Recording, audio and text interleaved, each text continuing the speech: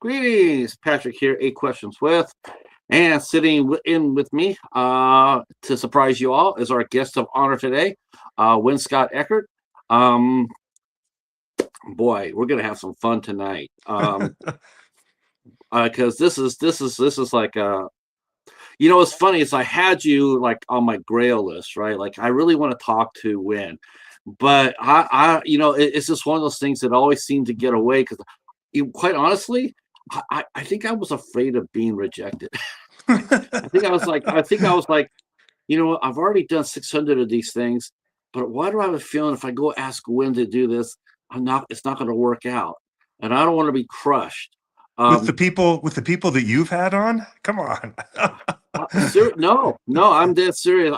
There's a couple others just like you that I'm sitting there and like I'm watching from afar, going like, I really like to talk to him. And actually, one of them is actually tied to our topic tonight. Okay. Okay. It's a great artist named Louis DeMartini. Hmm. Oh, you got to see his pictures of the shadow. Oh, Lights okay. out, Cool. Okay. lights out. Um, so I've always wanted to go out there and like, hey, would you consider coming on here and talking with us? Um, but I've been a little nervous. I'm a little nervous, which I have no idea why I should be No, because no idea. I absolutely love this. I love this topic. To meet you, to let people know how much of influence that Doc Savage really was. The Shadow, the Avenger, the Spider. I mean, just you name it in the pulp fiction, basically. And so many heroes came from that area. Yeah. And then even before that, you have Sherlock Holmes. You have the Lone Ranger, the Green Hornet. I mean, and you intermingle them in the old Newton universe.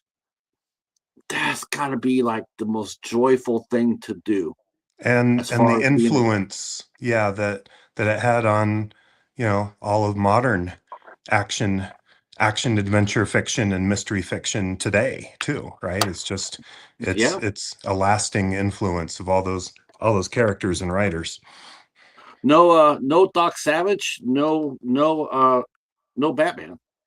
And yeah, and no Superman, right? I mean, in Right. in at least not with you know, all of the influences. Clark, first name Clark, uh, That's you right. know, Fortress of Solitude. That all came from Doc Savage. All came from Doc Savage. I mean, um, and a lot of people just don't realize that. It doesn't really seem to. I mean, I really am excited to see. I like to think like I know there's a couple of groups on Facebook that still talk about Doc. There's a lot of people that still are interested in him. I remember 3 or 4 years ago, before the Flash thing blew up in his face, that The Rock had Dwayne Johnson had expressed interest in actually making a Doc Savage movie. Yeah. Um, I got to be honest with you. I was not. I was actually pretty psyched about that. I actually thought, you know what? I think he could get away with it. I, the Doc Savage fan casting is always a thing and always a point of discussion. I mean, he certainly had the physique for it. Yes. Um, and I mean, he's a decent enough actor. He can deliver lines. He has a good sense of humor in delivering lines, which Doc Savage does not have. So, Doc Savage is not known for, having a lot of emotions or displaying a lot of emotions. Although sometimes he makes a little dry comment about his assistant's antics, Monk and Ham, who are always getting into trouble, and kind of makes sort of an eye roll type of comment. But yeah, I mean, it could have worked. It's not, unfortunately, I don't think anything's happening with the Doc Savage movie right now. Uh, No, I and think I think right now he has to he's because he's had a really rough patch here, between Black Adam, between that and then the movie he did for A24, the biography of Mark Carr, who mm, no offense, but who the hell was he? I mean, no one knew who he was. I've never heard And of that movie. no, I was like, I thought, wow, if you're gonna do somebody, wouldn't you do something, somebody that everybody knows? Like the first MMA guy I ever heard of was Frank Mir. It's like, why wouldn't you do something like that?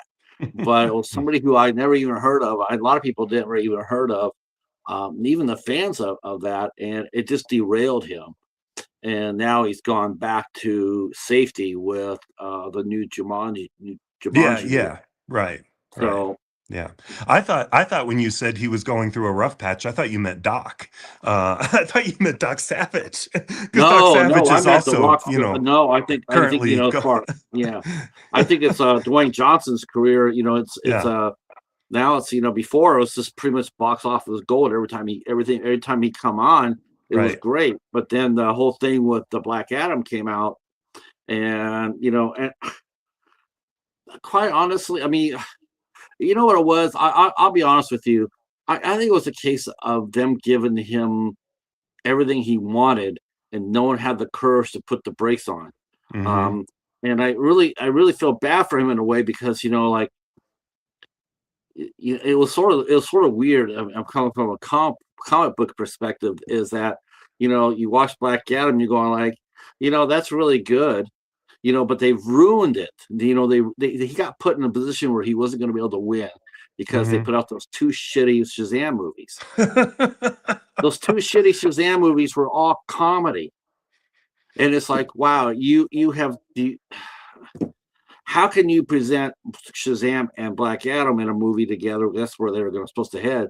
How Yeah. how can you do that when you have two, comedy movies, and then you have the serious Black Adam movie, which he just destroys everybody. I have to And admit, I was not a fan of that whole, and maybe I'll get a lot of hate comments on this live stream. I don't know. Not a fan of the whole the Snyder verse and that whole continuity. I enjoyed the Wonder Woman movie, the first one, the first um, one, that came out, and the one or second two one, others, but I wasn't really following it. And the first one, the first Henry Cavill um, movie, Man of Steel, it left a real bad taste in my mouth, kind of for the whole really. continuity. Yeah, it did because it for me, Superman, and this goes back to Doc Savage, right? For me, Okay, Superman never would have. He would have taken that last fight, out of Metropolis and not yeah, and saved all those people. And instead, you just see this massive destruction in this city. And they're focusing on these two super beings fighting, but there's all these people dying, in the right. side. And I don't think Superman would have. That's just not my Superman.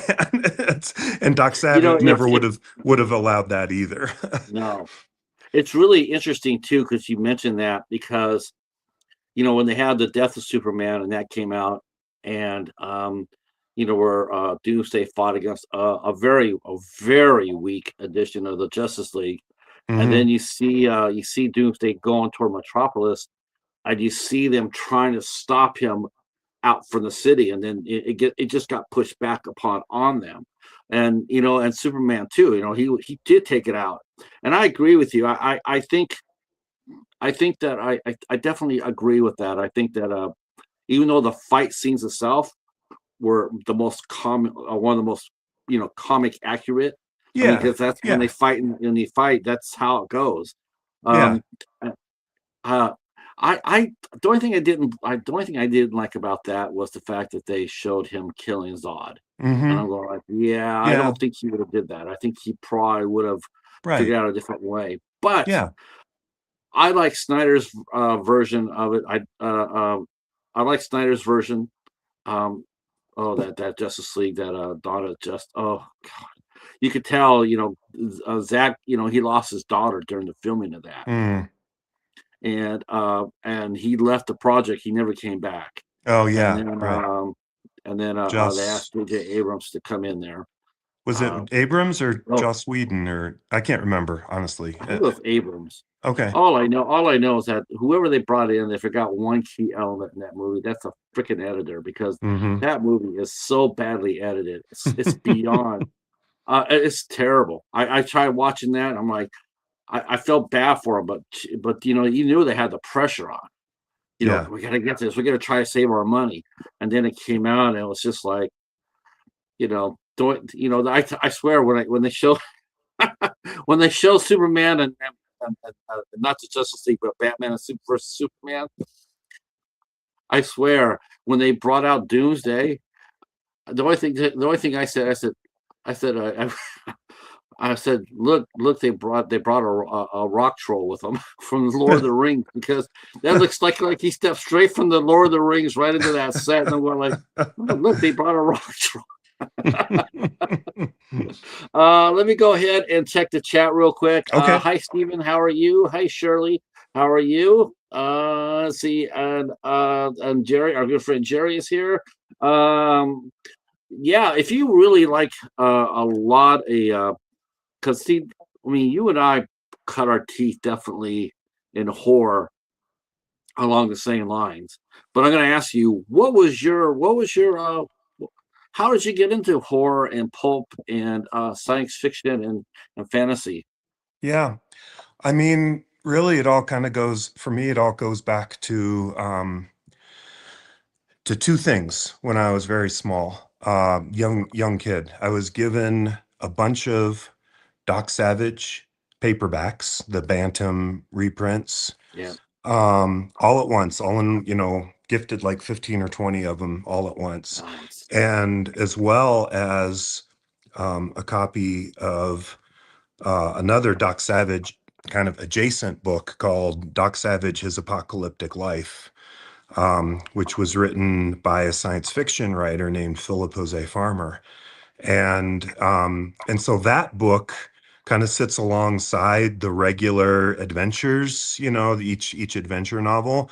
And it's kind of what's called a mock biography uh, of this character, Doc Savage, who um, when that book came out in 1973, there were a lot of Bantam paperback reprints happening of the Doc Savage books. Those reprints had started in 1964, so they were reprinting a ton of those. Like one would come out every month, hundreds of them.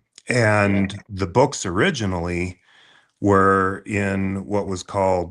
called pulp magazines in the 1930s and 40s, and those came out once a month, and they had a stable of writers uh, who churned out these books, mostly written by a guy named Lester Dent, but also some other writers in there, churning out 181 Doc Savage novels between 1931 and 1949. And then Doc Savage went blank for 15 years. And then 15 years yeah, later, Bantam started reprinting them in 64. And then we fast forward to 1973, and Philip Jose Farmer writes this book. And I mean, those books are selling pretty well for Bantam books, but they're not. I mean, Doc Savage is not like a character that everybody knows, like Sherlock Holmes, right? Or right. Tarzan. He's kind of one level below of being of pop culture knowledge or whatever. But this book really brought, new fans to Doc Savage because it revealed all kinds of details about how the books were written, and it kind of dug into and it treated Doc Savage like he was a real person, right? Like, he was Yeah, born that's an here and. extraordinary book. It's an Yeah, extraordinary exactly. book. Yeah, right. And a big influence on me and a lot of other fellow fans, who kind of play in this world now that we call the Wold Newton universe. So that's how I was gifted those books. And pretty much at the same time, I was gifted a bunch of the James Blish Star Trek Yeah. novel. I mean, they were short story adaptations of all the episodes and stuff. So between Doc Savage and Star Trek, that's kind of how I got into science fiction. I really got in to Philip Jose Farmer, who had written that mock biography, and started reading.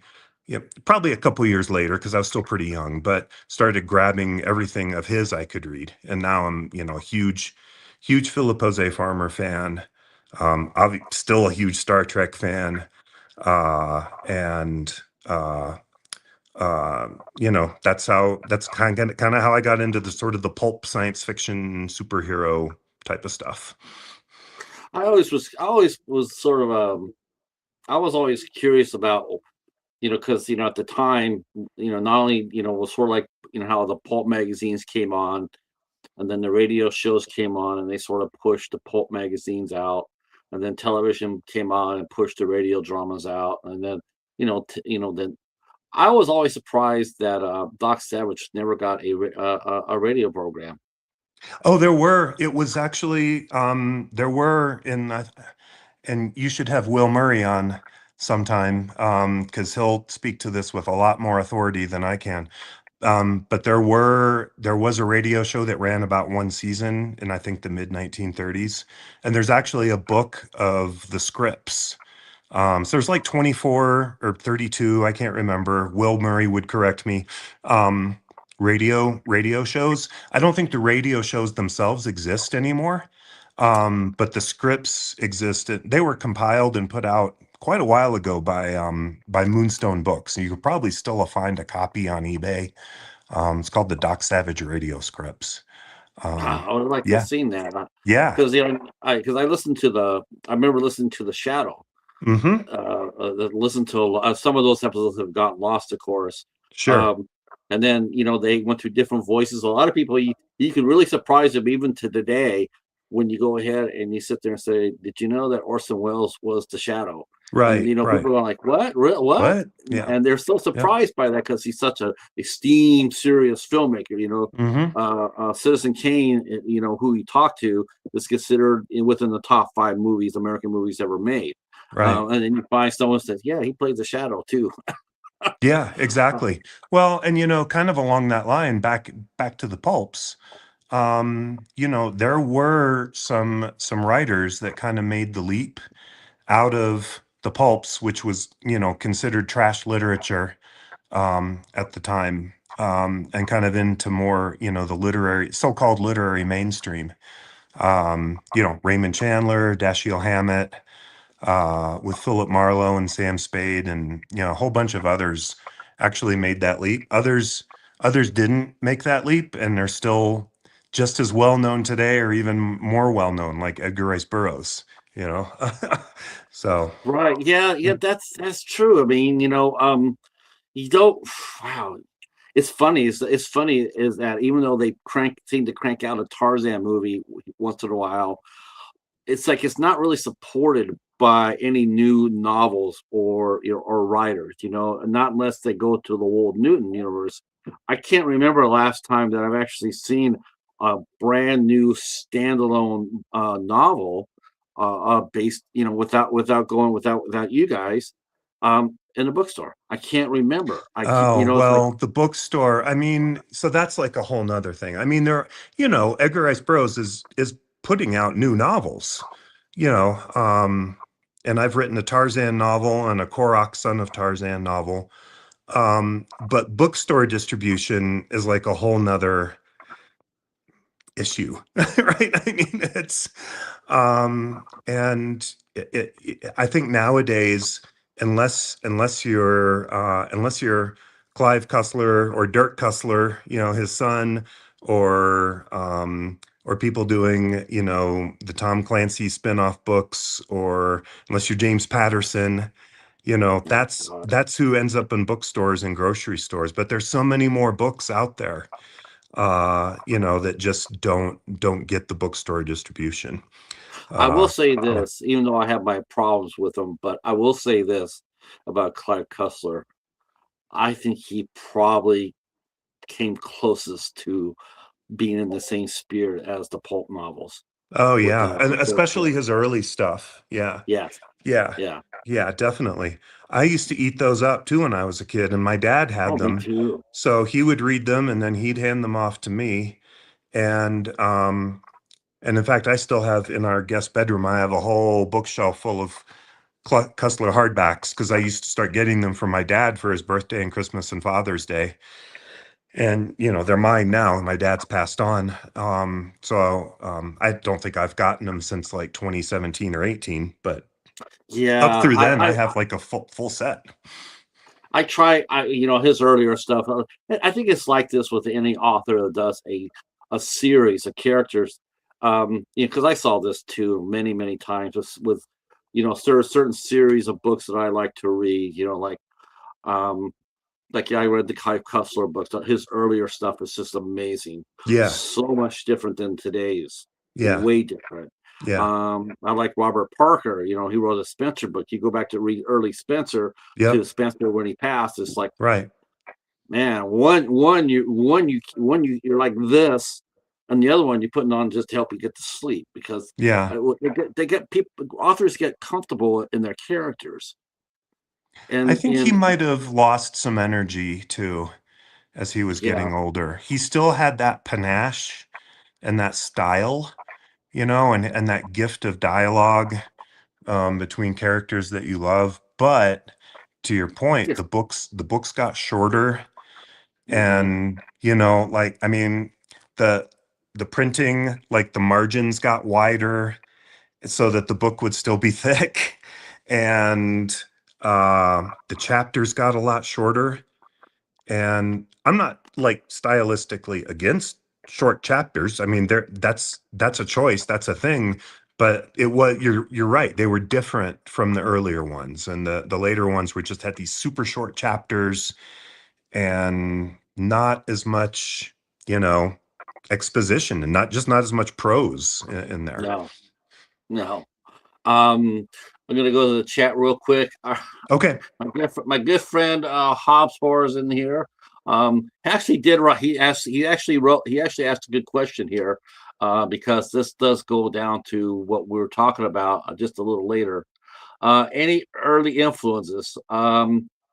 Cybermen, Doctor Who. Uh, yeah, I definitely would say that Doctor Who, and I believe that I believe that they're influenced more by American writers here.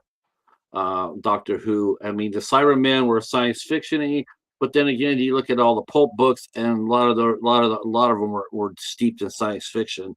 sure. Um, Yeah, now, robots, out of control. Yeah. right. Now, Doctor Who is, I mean, it was probably that is a unique character. Is Doctor Who just is do you put Doctor Who in the Wold Newton universe, or is he still So too active for that? Sort of. I mean, so the weird thing about actually, before I answer that question, let me explain what the World New Universe is, Yes, like super please. quick, right? And then I'll come back to your Doctor Who question. So we were talking about this book, this Doc Savage mock biography that Philip Jose Farmer wrote, and in the back of it, after covering all 181 Doc Savage novels, in the back of it, he wrote this really long appendix, and he was treating Doc Savage like a real person. So he did Doc Savage's genealogy, and he connected Doc Savage to all kinds of other heroes, Yeah, and not even heroes, like villains and just regular characters from pulp fiction and also just literature. And a lot of people say that even if they don't really get into like the genealogy per se, like they don't really care, that someone else was someone's aunt or uncle or something, that just that afterword, or that appendix that he wrote, opened up a whole wide world of literature for people, right? Because in the 1970s, a lot of these books that he was connecting and all these characters were out of print now. They're back in print now because you can get anything in an ebook on Gutenberg or whatever, right? But back then, you might not have been able to get, a certain Jack London book or something like that he connected. So anyway, he connected Sherlock Holmes, just like the big hitters, Sherlock Holmes, Tarzan, um, Sam Spade, Philip Marlowe. So detectives, Fu Manchu, who was the evil, supervillain, that's and then right. going back in time, he connected them to Elizabeth Bennet and Fitzwilliam Darcy from Jane Austen's Pride and Prejudice. By the way, Jane Right. Austen just had her 250th birthday 2 days ago. So, I mean, so icons of literature, Jack London from The Sea Wolf, he connected a whole bunch of stuff. And this was actually the second essay he had written about this family that he called the Wold Newton family. The first essay he wrote was in another mock biography that came out 2 years before this one. Was called Tarzan Alive, where it treated Tarzan as a real person. So there's these two essays, and they're connected. And when you read them together, it's this big, giant genealogy. And he's got pictures, and he's got it all mapped out so you can see it. And the reason it's called the Wold Newton family is because um, on December 13th, 1795, uh, a meteorite hit in a village called Wold Newton, England. Wold Newton is located in the East Riding of Yorkshire in northeast England. And this is actually a real historical event. So this is what he does. He mixes history, real history, Yeah. and the science fiction and all these characters. And so he came up with the idea that there were, I think, like 14 people. They were like seven couples and some coachmen there. All the women were pregnant. And when this meteor came down, there was an ionization, and it affected their unborn children. And so the future generations kind of got the benefit of these genes. They're not like X-Men, Supermen shooting rays out of their Yeah. eyes or anything Yeah. like that. They're They're not. not mutants. No, they're not full-blown super comic book superheroes, but they are like slightly stronger, slightly smarter, and more like driven to fight crime or, be criminal masterminds, right? Depending on, so that's kind of where this idea came from. Again, it's called the Wold, Wold. A lot of people mispronounce it world. It's not world, it's Wold, Wold Newton family. Um, the meteorite is real. I've been to England. There's a monument there to it. I've actually visited it. And I also had an opportunity to touch in the British Museum of Natural History to actually touch the meteorite. I had to wear a glove, a protective glove to protect it from oils. So that's where this big complex tapestry of like super people comes from. It's Philip Jose Farmer's Wold Newton family. So I'll stop there and I'll take any other questions, but then I'll answer your question, Patrick, about Doctor Who. Uh, I'm gonna put down. I'm putting down your website so people can go over there and take a deeper Cool, dive. cool. I know that there's yeah, this for people who might come in and, and watch this. You can go ahead and check this out here, and then we're gonna get to Hobbs's question because that is a very actually that's a very good question. That's what I was pretty excited to see that because I'm thinking because I think James Bond is tied to the Wold Newton. Oh, for sure. Yeah, James Bond Yeah, is I one of the remember that. key. Yeah. He's one of the key family members of. Yeah, absolutely. But the Now I'm not sure. literary James Bond, Right, not the movie, the books. right. Ian Fleming's books. Right. Yeah, it's funny. It's funny because when people talk about the Avengers, I keep on thinking, going like, this is like the third, the the version of the Avengers. They're like third in line. After the Avengers from the '60s, and then Right. you had the Avenger himself Right. from the Yeah. '30s. Right. So So the pulp where hero, the Avenger from the 30s, he's in the Wold Newton family yes. too. The Shadow, Doc Savage, the Spider, a lot of Now, those pulp heroes are in there. I came onto the Spider really late. I had never seen him, and I collected Doc and the Shadow and the Avenger books. I was just almost like you. I got like a handful of books, and then after that, then I would go to the bookstore and pick up a Bantam book for $1.95. They were Right. $1.95 back then, so it was totally Right. 207. Yeah. And I every month I was there at the bookstore just getting them. Um, let's see. Same here. Let's see. Let's see. Do you like science fiction creature features? Yeah, of course. I mean, if you think about it, Sure. Hobbs. I mean, a lot of Doc and the Shadow and the Spider, especially the Spider. The Spider was probably more was probably what you think he was about the same high tech level as Doc because he used a lot of tech. Yeah, but I think his thing was he was just crazy. right? I Yeah, mean, he's, yeah, he was violent. you He was the know, most violent. right? I mean, I Doc Savage was kind of like the man of tomorrow, or almost the man of Metropolis, the man of science. This super brilliant scientist and doctor. He was the top of his field in any field you could name, right? He was just this incredible genius. He wasn't crazy though. Like the spider was just like pew pew. It yeah, he just was. Yeah. I mean, Well, the and you know, spider's there's much many times closer where to Doc like had a uh there's the many there's many adventures where Doc had to tell Ham, or Monk to monk. ease Yeah. off. Yeah, Yeah, because don't kill them, right? yeah, right. Yeah. Um, as far as the creature features and the mad scientists, plenty of those in Doc Savage. Yeah, Kingdom of the tons Spiders, tons of mad scientists. Yeah, tons of crazy scientists. right. Yeah, You definitely sink your teeth into that, Hobbs, for sure. yeah. Um, And if you're interested, I mean, this may not be kind of where he's going with creature features, but Tarzan, don't think about the movies, right? Like put the Johnny Weissmuller movies out of your head, right? Because right. these we're talking about the books here, and you might still think like, oh, Tarzan is sort of this mundane character. Fine, he's fighting, he's helping natives in the jungle, big deal, right?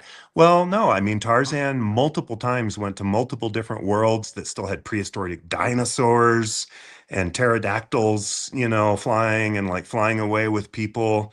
And So there's a lot more to the Tarzan. Okay, some of the Tarzan books are pretty more straightforward, but some of them are pretty out there in terms of science fiction and that kind of stuff. So I would definitely look into those if that's what you're into also. I saw Tarzan being a big influence on a pair of comic books. You had the Warlord, Hmm. from DC Magazine, and then you had Khazar and the Land of the Lost, Right. and Yeah. those Yeah. are strictly straight. Those tie strictly to Tarzan. Yeah. Yeah. There's a through And line there. You know what yeah, also has come out recently that is tied to Edgar Rice Burroughs? Sort of, there's a through line is the Godzilla versus Kong movies. The two latest ones where Kong goes into that inner world, and it's right, called the Hollow Earth. I mean, right. that's okay. So Edgar Rice Burroughs didn't invent the idea of a hollow earth, but he wrote 7 books, that are very well known, pretty well known, called the Pellucidar books. And people are always saying, like, well, how can you visualize like what a hollow earth would be like? Where you're like on the inside of this hollow globe, right? There's no horizon. And how do you even, and I thought the Kong Godzilla movies did a pretty good job of that. Yeah, you have to acknowledge one other writer when we think about that, though. You have to acknowledge that Jules Verne also Of had his hand in course. it with the Yeah. Journey to the Center of the Earth. Sure, sure, absolutely. And there were others that are not as well known at all from in the late 1800s, kind of playing with that trope also, definitely. The Lost World with Professor Challenger. Yep, I mean, yep, it's Land just of Dinosaurs. Yep. these are all, it's great when you see some of these, like, I always get jacked up when I see, like, when Lost World Conan, they did a 3-season syndication series, Uh-huh. and I watched them all. I watched Yeah. them all. I was like, this is so damn cool. I Yeah. was bummed out that they ran out of money for a fourth season, but just the fact that they actually went ahead and adapted that, Right. Right. as a TV show. It just, anything you can to keep it alive, Yep. as far as I'm concerned. And that's really what I really appreciate about the Walt Newton universe, is the fact that these are all great literary characters that, while you and I and people in the chat love them and know about them, a Mm-hmm. lot of the people today, they don't know. They There's don't no, know. they don't know at all. Yeah. Um, It breaks and my it heart, but I feel the same way as you. Like, I mean, so, younger people, and look, I mean, characters come and go and young people get into new things, and that's kind of the way the world goes. But you can have both. And I think, it breaks my heart that like young people don't know who Tarzan is, right? No. Or Doc Savage, Oh, Doc It's Savage, or right. like, I was just Oh, let's see. Let me go back to the chat real quick. Hobbs mentioned Kingdom of the Spiders. That's a good. That's actually would be a great little storyline for any one of our characters that we're talking about. Sure, Um, sure. it says here, our friend Steve says, "I see Win writes a wide range of subjects." Yes, definitely. Yeah, he does. You do everything. You do sci-fi, adventure, crime fighters, horror, detective, mystery, and gothic. Um, and Steve wants to know what's your favorite genre to write in. Wow. I don't think, I mean, that's a great question. It's it's also a really hard question to answer because to me, it's all one genre, right? Like Yes, I put that on my website because that's, what you just read, Patrick, spicy gothic, adventure, mystery, crime fighting, because I have to put something on there, right? right, right. Like it's marketing. But to Yeah, but me, every yeah, character yeah, in the universe fits those it's categories. yeah, exactly. It's to me, I like adventure storytelling. And I like really interesting characters. So one thing that I really like to do that maybe the original pulps didn't always do or quite do so well is like dive into the psyche of these characters and kind of get Yes. into their character a little bit more deeply. And that's probably a little bit more modernistic, and I don't like it's not like a deconstruction of the character, but more like, well, I want to honor this character, but I want to go just like a little bit deeper and get into what they're thinking or what motivates them. Um, but without but still telling the point though is to tell a really good adventure story or a really good mystery. Um, I had in terms of, if I had a gun to my head and I had to say which one is my most favorite, I really like Gothics, right? But I like the traditional kind of Gothic trope of, a young woman and an inheritance and a treasure and a castle and someone's trying to do her in and she doesn't know what's going on. I like strong female characters though, so Hmm. I don't like my characters, even if I have a character in that situation, she's not like a weakling or helpless, waiting Man, for someone to save her. Yeah. I tell you the one when we're talking about this, I'm just thinking to myself, I'm going like, there's one character right now I could definitely drop, and the actress that played her, and I could definitely see her playing as Patricia. Hmm. And that would actually be Angelina Jolie when she Yeah. played Laura Croft. Yeah. Wow, Yeah. that was straight pulp right there. Yeah. Absolutely. That That was that is straight. That pulp. was a straight pulp. That's just straight pulp right there, That's pulp. and such a And great yeah. character. Yep. So when you guys ask the question, what's my favorite genre? My favorite genre is pulp, right? And pulp can have Yeah. a lot of subgenres: mystery, crime fighting, action, horror. A lot of times they're all merged in together, right? Too, so that it's not just one or the other. But that it's pulp. Now there will, I don't know what your audience is for this, Patrick, but there's a segment of folks who are fans of Pulp Fiction, and I don't mean the Tarantino movie. I mean the genre of Pulp Fiction, the pulp magazines, and the stories that we're talking about. There's a segment of people out there who will say Laura Croft's not pulp, and and then you say, okay, so why? Well, Well, yeah, because they. pulp magazines were printed on pulp paper between 1890 and 1949. And when the pulps died, that's pulp fiction. And so anything else is not pulp fiction. And so that's a really, to me, narrow type Yeah. definition based on the media pulp paper that it was delivered on. And the reason it was called pulp paper was because it was really fragile paper that was cheap. It was so flippin' cheap. And so they could churn tens of thousands of these magazines out on this cheap paper that now is falling apart and you have to save in preservation bags and stuff. But anyway, people, some really hardcore people will say, well, only that can be Pulp Fiction. Well, to me, Pulp Fiction is a style. It's a style of Yeah. storytelling, and it's his own genre of storytelling. And it carried on into the paperbacks, which took over kind of for the pulps, those old, Yeah. um, How can yeah, you sit there and say the pulps are ended, and yet all of a sudden it's like, okay, they transferred Doc Savage to, the reprints and the Bantam. So what does that mean? That because Bantam reprinted Doc, that Doc is no longer considered a pulp hero? So right. I Yeah. mean, Yeah. see, that's just like that's crazy talk. It is crazy Um, talk. The illogic of it is mind-boggling. oh my But gosh, yeah, you must meet some fans that are just like, ooh, I mean, I love this, but let's keep it in perspective. Let's keep it with joy. seriously, Uh, right? yeah, Oh, that's you what's are so exciting. right. You are so right. Let's have fun, right? Let's not argue. We all love these stories, right? Let's not nitpick about, whether it was literally printed on pulpwood paper in I I 1927.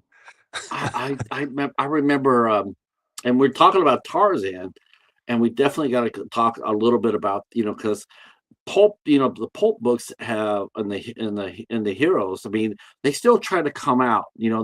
I'll give that the credit. We always talk about Hollywood not really delivering, um, and I will say that for the most part they try. Hmm. At least somebody has a little bit of a vision. In the past few years, we've gotten like, the Laura Croft books, even though they're based on a video game. But I'm sure if we went to the creator of that game, I'm sure he'd be sitting there going like, yeah, so I was a fan of Patricia Savage, and Or Doc you just got Savage that, or yeah, whatever. Yeah, yeah, right. yeah. Um, but like I remember the first time that Hollywood took a stab at it, and you and I were talking about Tarzan. We had the Tarzan series from the '60s, Ron Ely, and Hmm. then turn around, and then Ron Ely was cast in Doc Savage, Right. and while it didn't do the best, I mean, the movie's not bad. The movie for what it is and the budget it had, Yeah. it's not bad. At least they made it. So That's what I'm thinking. here's my take on the movie. 8-year-old me, right? 1975. And I loved it. I mean, I was in 8-year-old heaven. Looking at it now, I still pull it out and watch it every couple of years. And there are some fantastic scenes in it that if you could Mhm. just isolate those scenes, and then there's some like a couple other scenes in there, you're like, what were they thinking?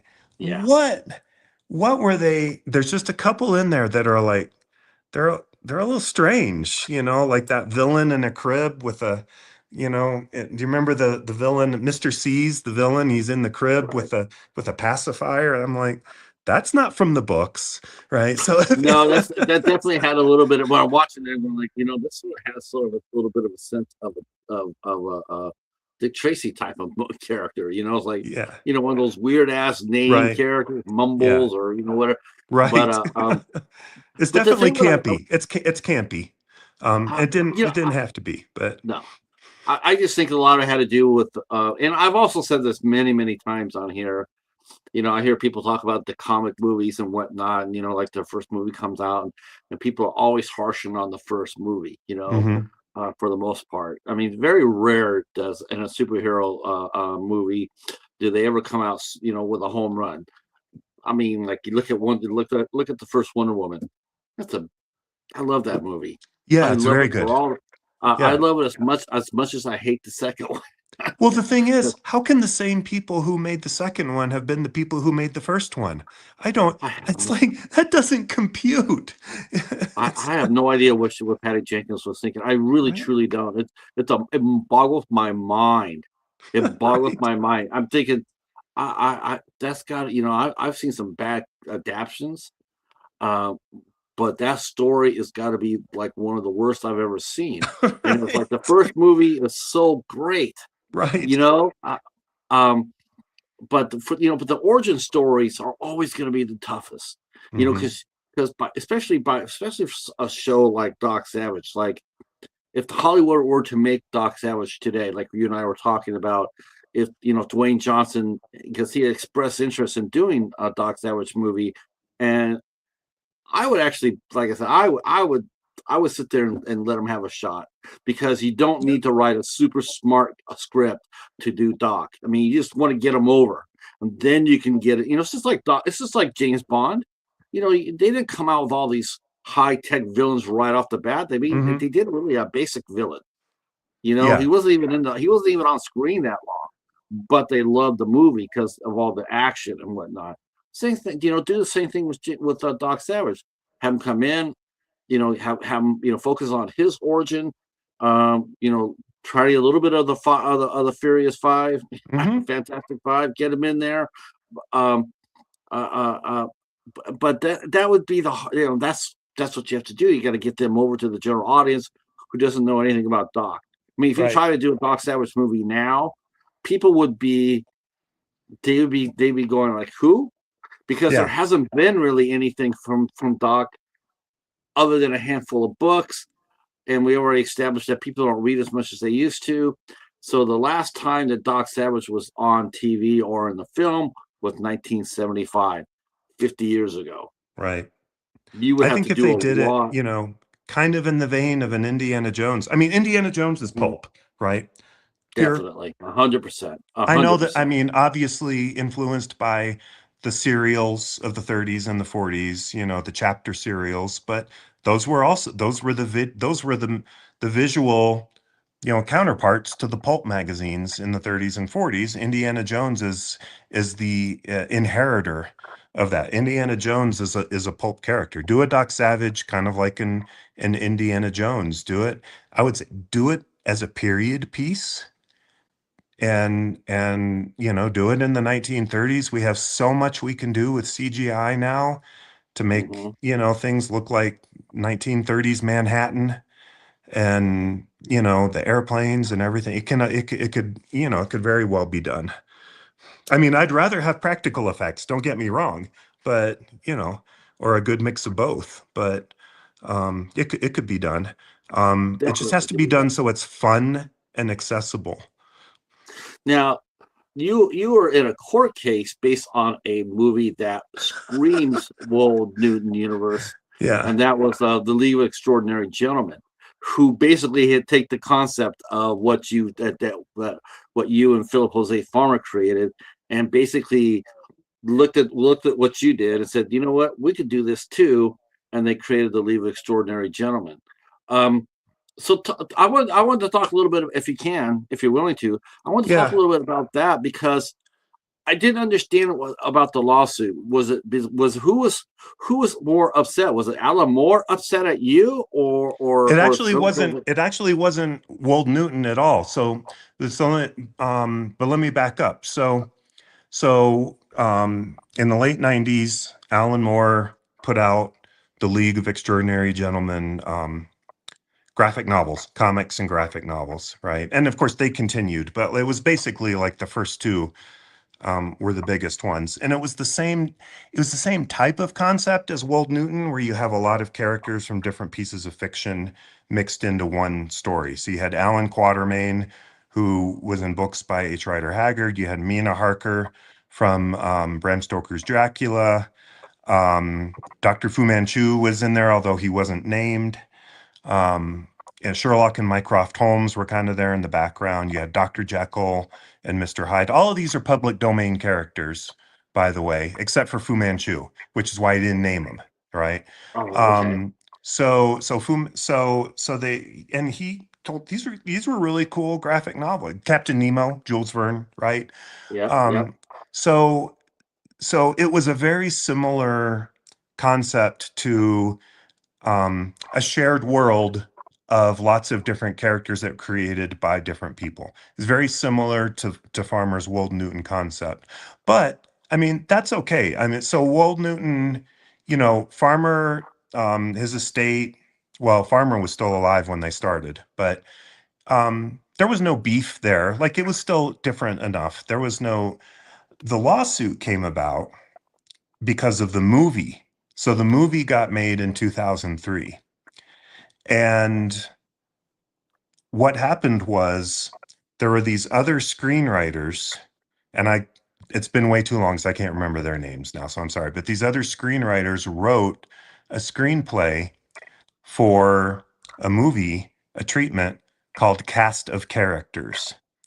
And Cast of Characters had, and again, it's been 20 years, so I might get some of the details wrong, but it had Alan Quatermain and it had Tom Sawyer and a couple of others that were in the League of Extraordinary Gentlemen movie.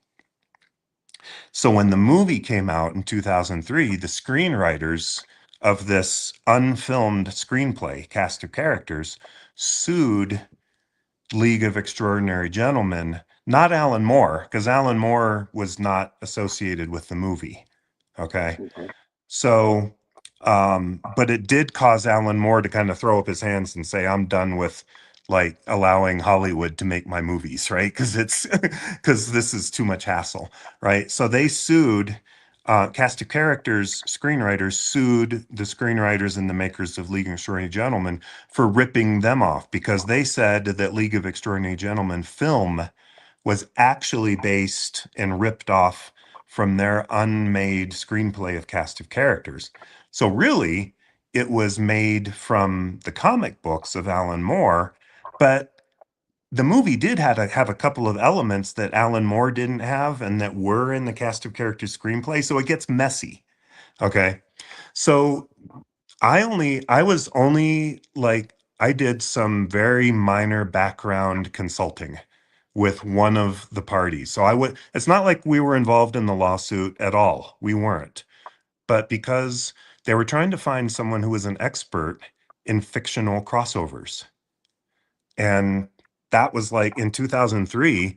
That's probably a bunch of people now, but in 2003, there weren't very many, and particularly fictional crossovers about these characters from the 1890s, these public domain characters, Alan Quatermain and Mina Harker and Dr. Jekyll and Mr. Hyde and Captain Nemo and Tom Sawyer. Well, Tom Sawyer. That's so they were looking for something very specific. So I talked to one of the lawyers, um, and they were really trying to figure out, like, they were trying to understand, is this idea of a shared crossover universe copyrightable, Oh my right? God. How could it be? Right? How could it It's be? Oh, I guess it could. Well, I don't like, know. How that's a good question. so yeah, and so I did my consulting. I think they ended up settling out of court. The settlement wasn't public, so I really don't know what the result would have been.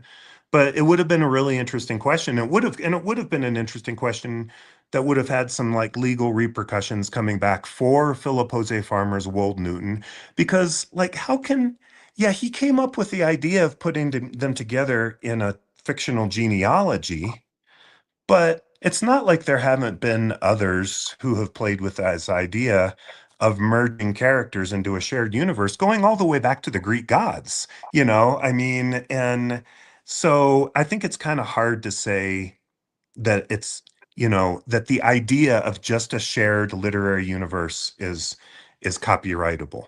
Now, very Yeah, I was actually specifically, thinking. yeah, I was yeah, actually thinking yeah, Doc, and Doc. He appeared in both DC and Marvel comics. yeah, In their right. universes.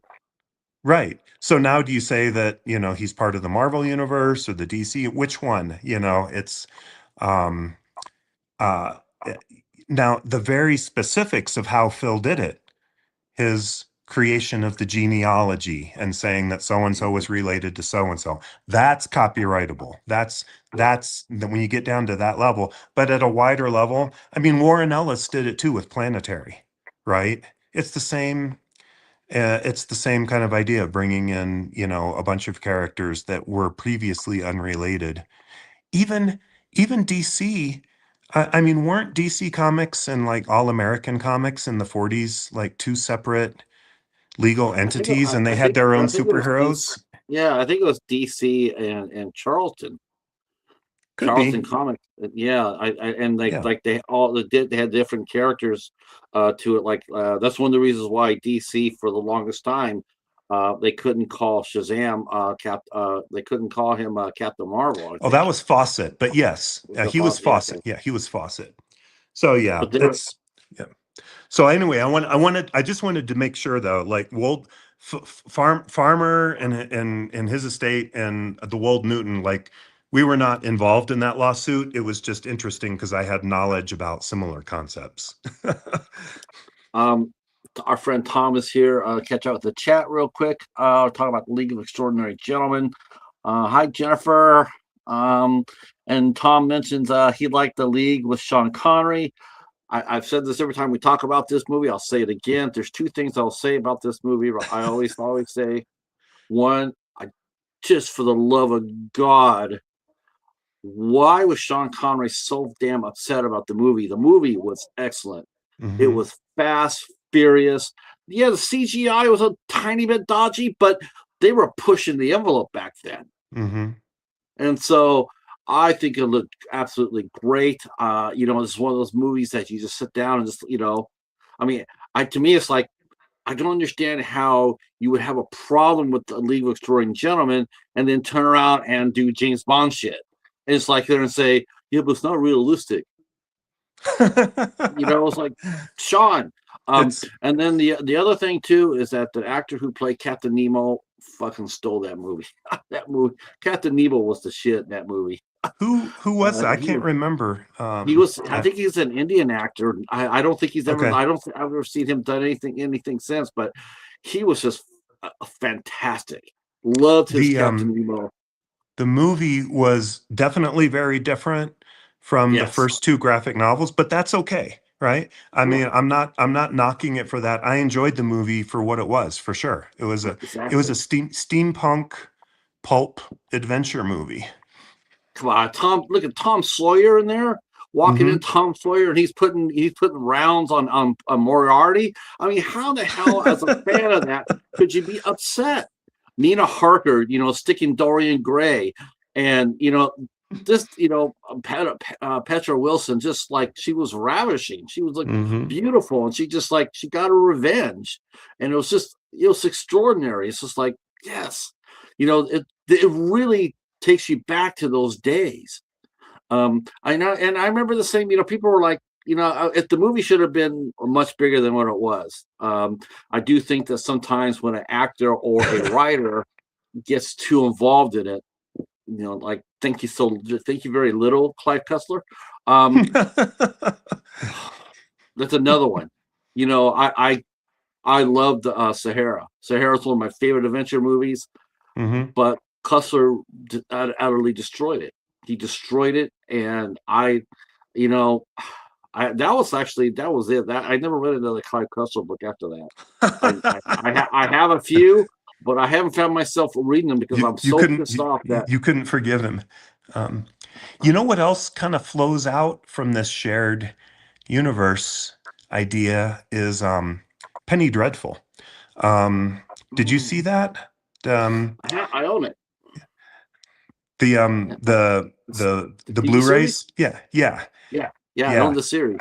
Yeah, I thought that was magnificent. I loved that series, and it did kind of the same thing. It brought together, so an Right. Alan Quartermain type of character, and had Dracula connections. It had Dorian Gray, so it's the same. Frankenstein. Yes. It's mix and match and put it all in this blender and see what happens. And I thought it was great. I did too. Let's see. Let's see. Now we're talking about let's see. Let me catch up here. Yeah, let's look at two sequels, but the first movie and then Sean Connery's reaction to it sort of sank that. Let's see. Cheryl's cooking and listening. Glad you're still with us, Cheryl. Thank you so much. Thank you, Jennifer. She is a writer as well. The League of Extraordinary Gentlemen was also a British 1959 movie with Jack Hawkins. Uh, and but I don't think it was our crew of a League of No, Extraordinary Gentlemen. no. See, I love Fu Manchu from the 1930s a lot. Yep. Hmm. Um, Uh, uh, yeah, I mean, Pulp has come through. I mean, there have been efforts, but it always seems to get staggered for some reason. Like we never got another Doc Savage movie. Uh, we got the Right. Shadow. We got We the never got Shadow. another Alec Shadow Baldwin. movie. Yeah. The Alec Phantom. Baldwin's best performance ever. My favorite Yeah. Alec Baldwin movie by far. Yeah. And even though I hated the origin of that, I didn't like that. But I loved the movie itself. I Uh, thought it was good. And again, I mean, it's I did never too. yeah, overall I really enjoyed it. The Phantom, the Billy Zane. Yes. Um that was a Yes. great, great comic book pulp movie, and I don't know. I don't know why they don't stick. Indiana Jones I don't stuck, even. right? In at least Well, Indiana Jones stuck for, well, as long you as you know, got George Lucas away from it, because once he yeah. did, I mean, he got his hands onto the last one, Destiny of Time, and look what happened to it. And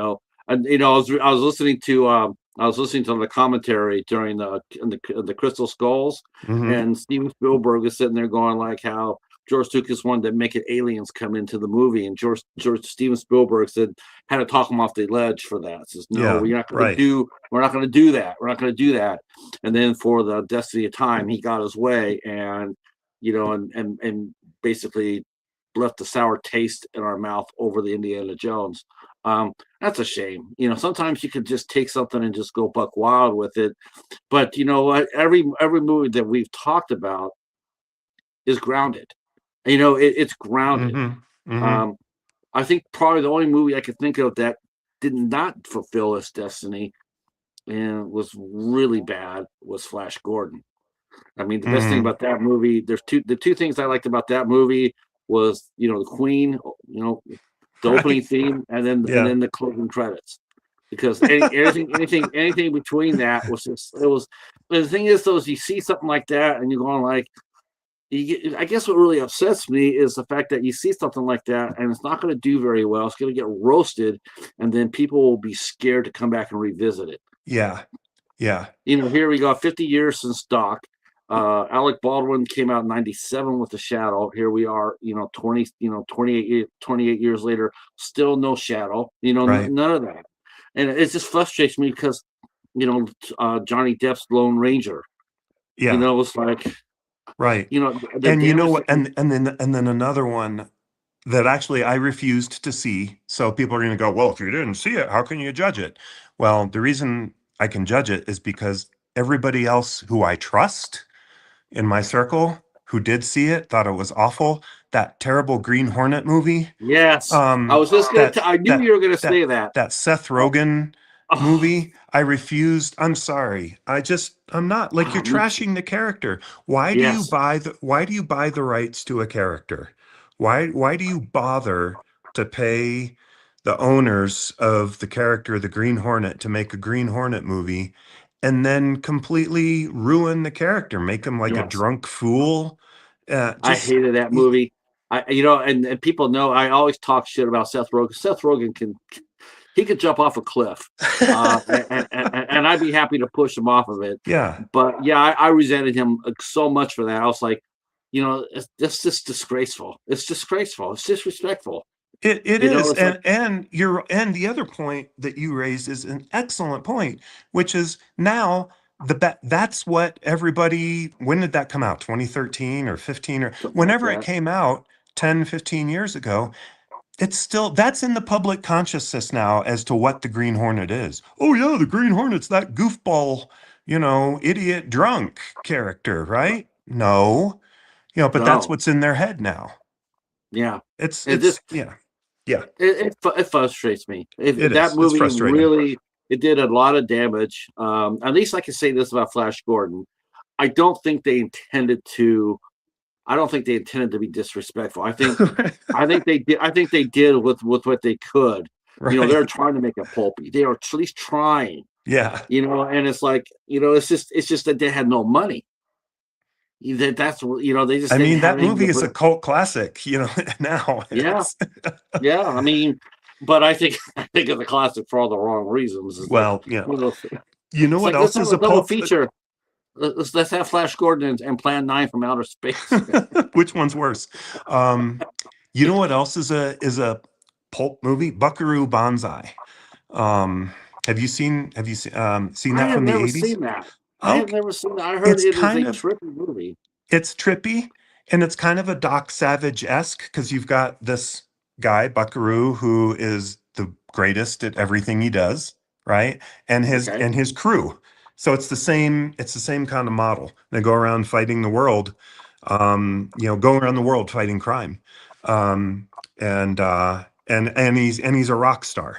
So it's Buckaroo Banzai and the Hong Kong Cavaliers, and they go around the world playing concerts and fighting crime. So it is trippy. I mean, it gets a little 80s weird, but it's still kind of in the same it's the same model as Doc Savage. What's it? How hard is it to write in that style? The pulp style. Yeah, Is it? I mean, there's a lot of authors out there. We're talking about There's a lot of authors. There's a lot of stories out there, but there's not a lot of physical stories that have remained. Unless they've gone to, like you mentioned before, if anybody gets pulp, they put it. They have to preserve it. yeah. Um, do you go based on? I mean, because I'm not sure if any of the were the books from the 30s and the 40s, were they transferred word for word onto the reprints, Oh, or did they sure. try? Yeah, yeah, Okay, yeah, yeah. so is Yep. that where you drew upon to develop your style of writing? Did Yes. you look at? I've Okay, read so much of them. And I've read so much Philip Jose Farmer too, both his pulp and his more, straight science fiction that I right. think I've just kind of, in a way, absorbed a little bit of his style in it sometimes, especially, if I've read a lot of his stuff recently. So I've finished two of Philip Jose Farmer's unfinished manuscripts, right? And the object when you're doing that is to um, have it not be jarring, right? To have not when Phil's writing ends and I'm taking over, to have it not be like, oh, I can see where he took over, right? Oh, style's completely That's different. the hard. I Yeah. mean, to write Yeah. seamlessly like that, that's going to be really You, difficult. it is. And oh, I cannot say whether I succeeded. Other people have told me they can't tell, which is good. I'm happy to hear that. But when I take on a project like that, I try to read as much Phil Farmer, as I can, just to absorb his style, his sentence structure, his rhythm of language. And then, I don't consciously try to duplicate it like, oh, I have to have it exactly like unconscious. It's an unconscious process where I'm like trying, whether I'm kind of into his rhythm. It's like jazz almost, right? It's just like you're Yeah. almost feeling it. Oh And my I'm God. trying to, But don't yeah, you don't you feel constrained though? Because I no, that's one thing I don't like about jazz. I always feel like jazz is so restrained and so straitjacket like. I yeah. mean, but for your writing, you feel free and comfortable. I mean, Yeah, I do. you can take. And I mean, I mean, look, be honest, I do a lot of licensed tie-in work, which is constrained anyway. I have to stay within canon. I have to stay within Right. rules for the characters. And I actually, it's going to sound really weird, but I actually find that liberating because now I have like the Yes. rules of the road, and it may feel or seem, on the outside like it's really narrow, but for me, it's like, ooh, now I can do all these things within the road, right? I don't know. And I there's don't know got how to to be something explain it. cool. Yeah. And there's got to be something really cool about writing a Doc Savage book or or a Conan Tarzan. or Yeah. a Yeah. Tarzan. You could write within there knowing full well that the characters are going to be taken care of. Like it's one of the rules. You can't you can come up with with original character, but you can only work with your original characters as far as if you want them out. I think We it's call we call it leaving the toys kind of in good condition when you're done playing with them, right. right? The characters, the settings and stuff. It still has to unless you're tasked to like write some kind of, which I would never want to do, but there was like this comic which I didn't read. It was called like The Death of John Carter. It was John Carter of Mars or something from Right. Dynamite. I don't know. I didn't read it, but I wouldn't want to write a story like that, right? I mean, and it's not, I actually love the process of writing within canon, and I know what the rules and boundaries are, and I can do a bunch of fun stuff within that. Um, Um, so yeah. oh, okay. Let's see. Our friend Eric is here. He just said, yeah, Tom. I was talking about the '80s Flash Gordon. Our friend Eric says Buckaroo Banzai is fun. John Lithgow was insane in that. That's right. Uh, Yes. Tom mentioned he likes the old Nero Wolfe series. Nero Wolfe And is the old great. father Neil Yep. Wolfe was great. Nero Wolfe is the son of Sherlock Holmes in Farmer's Wold Newton genealogy. That's right. That's right. God, I gotta find that book. I read that book. I read that book like 10 times over. I thought it was so unique. It was just like it was one of the best things I ever read. It was like So if Doc there's Savage, yeah. so I'm a partner in a very small press called Meteor House. You can go to meteorhousepress.com, and we have the Doc Savage book that we've been talking about. We have our authorized and updated edition of it. So right there, you can find half of the Wold Newton family. The other half of the Wold Newton family, you need to go out and get a copy of Tarzan Alive. And Now do you while you're at it, uh you might want to read William S. Baring-Gould's Sherlock Holmes of Baker Street, which was also a mock biography by a very well-known Sherlock Holmes expert, Baring-Gould. So he wrote one of those mock biographies too, and it was actually Baring-Gould's theory that Nero Wolfe was the son of Sherlock Holmes. that's awesome. It's funny because you mentioned that because I'm sitting there reading that and I'm thinking I was binge watching Perry Mason today.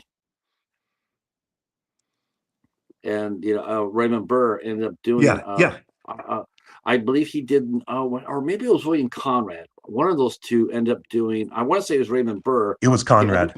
Was it It was Conrad? William William Conrad. Conrad. Yeah, Okay, yeah, he William played Conrad Nero was Wolfe. Nero Wolfe in the late Right. 70s, early 80s. It was like a two-season TV show or something. Yeah, It yeah, was with and some guy named Lee Horsley was Archie Goodwin. that's right. And Lee Horsley, who did Matt Houston.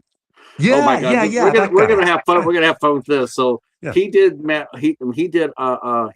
Houston, and Pamela Hensley was in that, and she ended up doing Buck Rogers.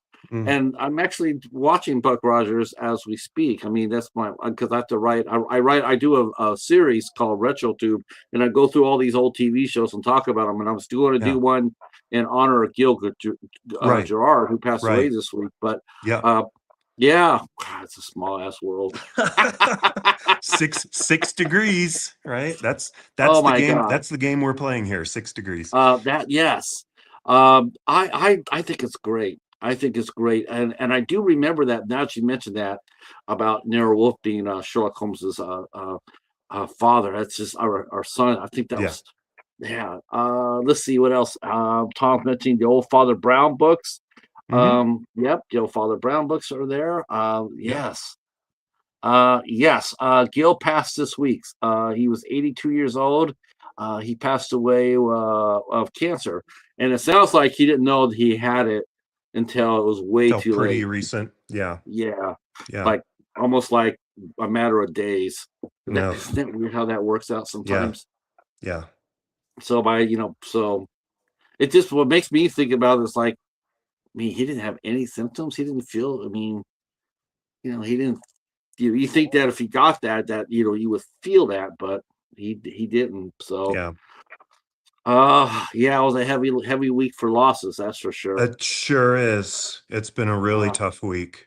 It's been a really um, tough week. real tough week. And we're talking about Ron Ely, and the Tarzan and the Doc Savage, and his son His killed his son you know, did same the same thing. Yeah, same thing. Same thing as with the Reiners. It's just it's weird and eerie and yes, tragic. very. Yeah, when I heard about that, when I heard about what happened, I swear to God, that's the first thing I thought of. Like, Yep. oh, we're gonna talk about that during the interview because that's what happened to Ron Ely, Right. and I'm like that, and he survived, Yep. um, and But his I think wife his did not. Yeah. no, his wife passed away, and I think his son did himself in. Yeah. Yeah. Yeah. Uh, Wow. Yeah, wow's right. It's a perfect word for it. So back to writing. Okay. Yes, here we are. We're a little bit too close to the universe. We're going to get back to our fun universe. Let's get back into Um, the Wold Newton universe, right? that's right. Okay. So how does this work out? Where say, like, who's your favorite character to write Oh wow. when you're in the universe? Yeah, see, I'm putting you on the spot That's now. that's crazy. Uh so I wrote or I finished a book that Farmer started called The Monster on Hold. Um which was a Doc Caliban book. So Doc Caliban is like another version of Doc Savage because he didn't have the rights to Doc Savage, right? So Right, he wrote 3 books in the late 60s and very early 70s called A Feast Unknown, Lord of the Trees, and The Mad Goblin. And they were basically Tarzan and Doc Savage, but he couldn't use those names. So it was Lord Grunneth and Doc Caliban. And in the first book, they're enemies, kind of like in Marvel, where the heroes meet, but they right, fight they fight. first, Yeah, right? And then they figure out they're really on the same side. So then the next right. 2 books are them, fighting this evil organization that's controlling the world. And then there was never he left a lot of unfinished threads. So anyway, he started the 4th book in the early 80s and he never finished it. And it was a Doc Caliban book. And I think that was one of my favorites to write because was getting to write Doc Savage, and Will Murray gets to write, the real Doc Savage, the licensed Doc Savage, continuation books. But this was How did he get those and not you? Oh, no. Oh, Will Murray is like been in this a lot longer than I have. He's got the creds. He's got the so he I mean he's been in the pulp world since the 70s, and he actually discovered the 182nd Doc Savage book that had never been Really? originally published in the pulps. And it came out as part of the Bantam series in 1979. It was called The Red Spider. So it had actually never been published in the pulp times, and he found the manuscript and helped get it out and get it published. So Wow. I have nothing but admiration for Will. Oh, I'm He's sure. You yeah, have mutual he's the respect. guy. I was just wondering. I Yeah. was just wondering. Yeah. Would you guys trade off? Have you guys traded off? Because you mentioned your small circle of writers. So Yeah. does it like? Do you guys all meet like online or in a group? And do you guys exchange ideas or characters No, say no, no? Okay. no. I mean, so the thing about exchanging ideas and people want to send me manuscripts of stuff they've written, it's like I can't read that because Yeah. then Unsolicited, you can't. yeah, if anything ends up unconsciously, unintentionally appearing in like one of my books later, then it could get messy. Well, that was my idea, and I sent you this email 3 years ago, and it had my idea in it, and I can't. Will is doing his stuff now. He's writing the Spider. He's writing new Spider novels. Oh, He's writing nice. G8, who was G8 was a World War I fighter ace and spy, but he also ended up fighting like all kinds of weird Nazi monsters and stuff. Going back to the guy earlier in our talk, about mad scientists and monsters. So Will, unfortunately, there are no new licensed Doc Savage books coming out right now. But Will wrote a ton of them, and hopefully, if the license holder, which is Condé Nast, but loosens up in the future, hopefully he'll write some more. For me, I don't ever think I'm going to get to write a real Doc Savage book, and that's okay. But I did get to write a Doc Caliban book, which was pretty close to it. So that was a lot of fun. I gotta say, I'm writing. I've written one Tarzan novel and one Son of Tarzan. I'm in the middle of writing a Pellucidar, which is the Inner World novel, and then the one after that is another Tarzan, and there might be a couple more Tarzans. I'm having a lot of fun with Tarzan, and you can do a lot with Tarzan, Yeah. and you can get crazy and wild with Tarzan. So I'm having a What lot of fun. Yeah. what old Newton characters have you brought into the Tarzan's world? Well, I'm not allowed to do that. What? Oh, Be- you can't? Yeah, yeah. So they really want me to keep a very strict line between anything that was Wold Newton that maybe Phil Farmer came up with versus, what is truly owned by Edgar Rice Burroughs Inc. So I kind of keep a solid line between that. Any new characters that I come up with for the Tarzan or the Burroughs books, those are owned by Burroughs Incorporated, which is fine. That's the deal. I did create Tarzan's granddaughter, um, Suzanne Clayton, because I like writing strong female characters. Hmm. And so, in my first Tarzan book, Burroughs lots of times had competing storylines, like he had alternating chapters between two different characters, and I did that in my Tarzan book. I have a Tarzan chapter, and then his granddaughter Suzanne chapter, and then Tarzan, and then Suzanne, and then at the end they come colliding together, and it all ties Oh, together. okay. Now I do remember from the Doc Savage Farmer book. There was one aspect of that book that always, even back then when I first read it, it always stuck with me, and that was sort of like the sublime suggestion that Doc and Patricia were more than just cousins. Yeah, yeah. So, I mean, that was the suggestion that he actually incorporated in his alternate universe, Doc Caliban, right? So Doc Caliban and his cousin Trish Wilde are lovers in that continuity.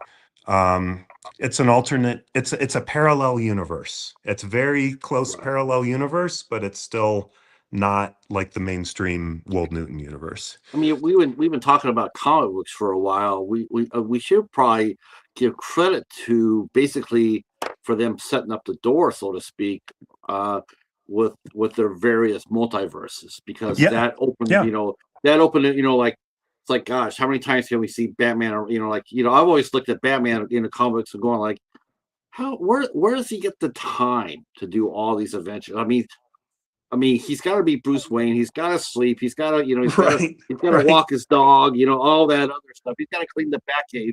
How does he do that? And just, if he's just here, and Hmm. then they start, doing other, multiverses, and then other world, the other world. And sometimes when they get a really bad book or movie, then it's Elseworld. Like the Right. Joker movies, the Yeah. ones with River Phoenix, or did I say River? Sorry, Yeah. with Joaquin Phoenix. Joaquin. I Yeah. look at those. I look at those as Elseworld stories. Oh I yeah, mean, absolutely. But I I mean, grew they're up not on I grew up on DC Earth 2, Earth 1. Those were and I'm talking about the Silver Age and Bronze Age up to 1984 when they ended all of that with the crisis, with the first crisis Oh my gosh. storyline. And What do that's you what think? What do you think had more impact, that storyline or the Doomsday one? I don't know because honestly, I was so disenchanted with it that I stopped reading superhero comics after that. I mean, I Really? was just like, yeah, and I shifted over to reading pulp hero comics. So I was like, Okay. screw this. So there were Doc Savage and Shadow comics and Green Hornet comics coming out and Yes. stuff. And I'm like, you know what? I'm just gonna read these. It doesn't, I mean, I've kept my eye on the superheroes and stuff, and I certainly go to superhero movies.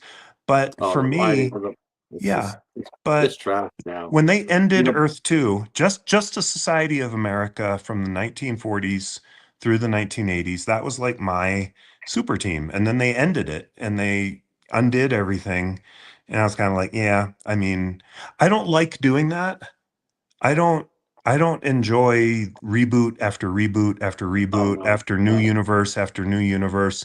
And I think that's my approach with the Wold Newton stuff or with any book I write is like this is the real world. A lot of weird science fiction shit can happen, but we're not just going to erase everything that came before. We have to deal with all of the history that came before. The characters are getting older, you know, Right, or whatever, right. right? It's all the characters are having children and grandchildren.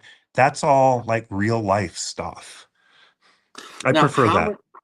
how many books are there in the Wold Newton universe? I mean, if I wanted to go Oh, out and read, Wonder, do I just go to meteor.com and just go ahead and go through? I mean, what characters am I going to see crossing? Like if I wanted to see a Green Hornet, hook up with the Lone Ranger, Hmm. is there are there books with that with the characters, If I were beloved characters? you, and you might have these, I would go back to my first two books from 2010. They're called Crossovers, volumes 1 and 2. And basically, it's me extending Farmer's initial Wold Newton family by crossover stories, right? Just like so and so crossed over with so and so, so they're in the universe, and then he crossed over with her, so she's in the universe, right? And they're on Amazon. They're called crossovers, or you can get them from Black Coat Press, which is www.blackcoatpress.com. And that's kind of like a starting point. In terms of like the pure Wold Newton family, just farmers, I would, start with the two biographies, the Doc Savage Yes. Apocalyptic Life and the Tarzan Alive. I definitely have to look that the Doc Savage one up again because I remember when I got it, and my friend Michael got it, and he gave me a copy, and he was the one that introduced me to the whole world of everything. Hmm. Uh, I listened to CBS Mystery Theater, and then I got my first inkling of that, and then after that, that's when I met my buddy and Mike, and he opened the whole door. So Yeah. he had all the books. He had every book you could think of. Uh, though I don't remember if he had the spider because I never saw him until like within the last 5 years. And then I Hmm. read him going like, man, this guy is bloodthirsty. That's probably why I haven't heard about him. I mean, the Doc I thought he Savage was books were modern. everywhere, but the Spider Yeah. ones actually weren't reprinted a lot. No. They're being No. reprinted now, but like Yes. when the Doc Savage and the Shadow books were being reprinted, like in a B. Dalton or a Walton books, you just walk in there and get one. The Spider books weren't, so that's No. probably why. Let's see. Go back to the chat here. You mentioned the Mad Goblin. I have to mention the Mad Goblin, aka Corey Feldman, because he looks like a damn goblin. Okay. This That's for my friend Hobbs out there. Yeah, let's see. Tom mentions that he writes and draws for fun. It's incredibly relaxing. He also mentions TV superheroes he liked the best were the Batman, the Hulk, and it's not that popular. I really like the Man from Atlantis. Yeah, Hmm. the TV version of Aquaman with Yeah, Patrick right. Duffy. And, I like that too. I also like the earlier version of a mutant, and that was Manimal.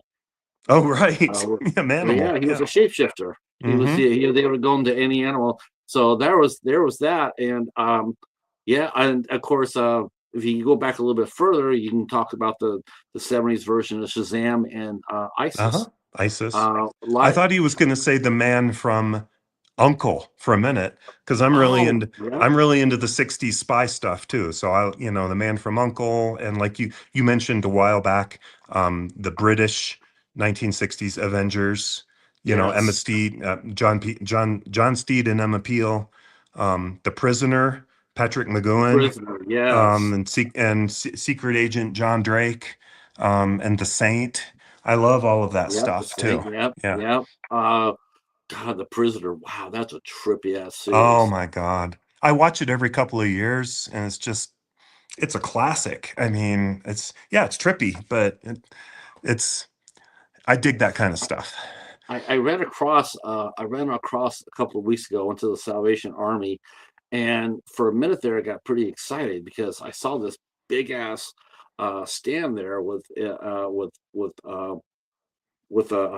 had the Avengers on the side, Hmm. and so I saw that big, and I'm going like, oh gosh, someone donated the Avengers series because there's like I think there was like 32 32, and there was like 16 there.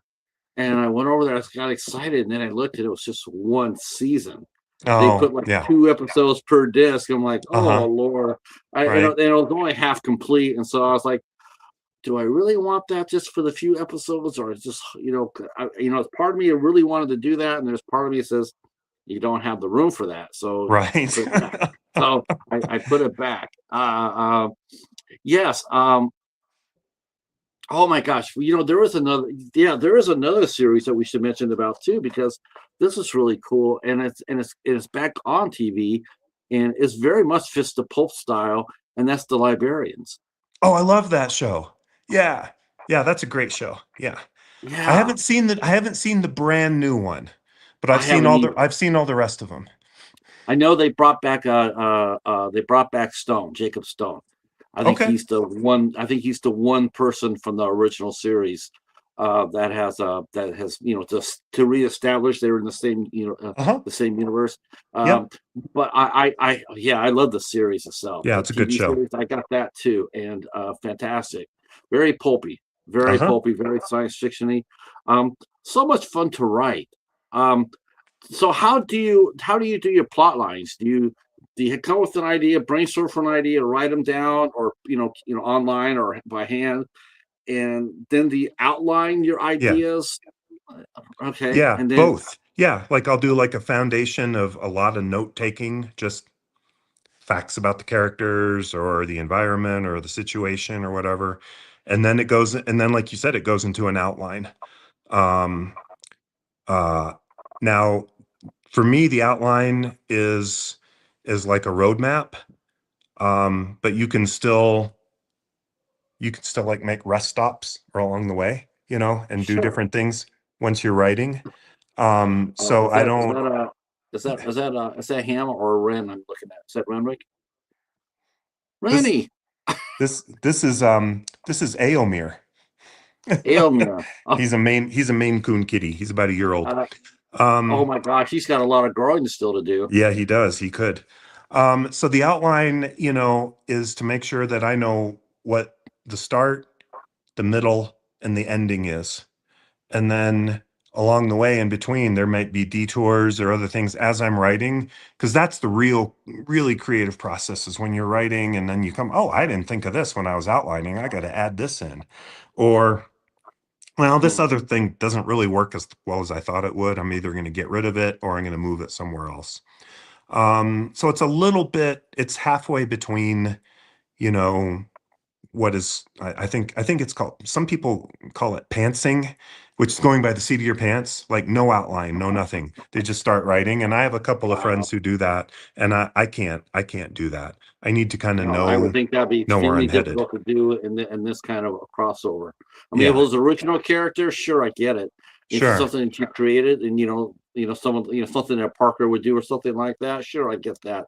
But when Yeah. you're writing about different characters that originated with somebody else, you Yes. want to keep them thinking like how they would think. I mean, you can't. Yeah, I mean, yeah, that's really intricate writing. Yeah, it is. It's We very talked intricate. That's a good point. we talked to an author named Christopher Farnsworth, fantastic writer, as by the way. Oh, Who was he the he one that you actually, had on the video with the Spencer or the yeah, Jesse Stone books? Yeah. yeah. Yeah. You're right. It's the same thing. You're writing a continuation character. You've got to stick to the character and the world. I think that's exciting writing, though. I think that is very exciting. It's a lot of fun. Because yes, because then you can play around and not have to worry about it, and the cool thing is you get to invent. You also get to invent characters, like you mentioned, like you could create a character within the canon. Now, Hmm. how do you establish your character in canon?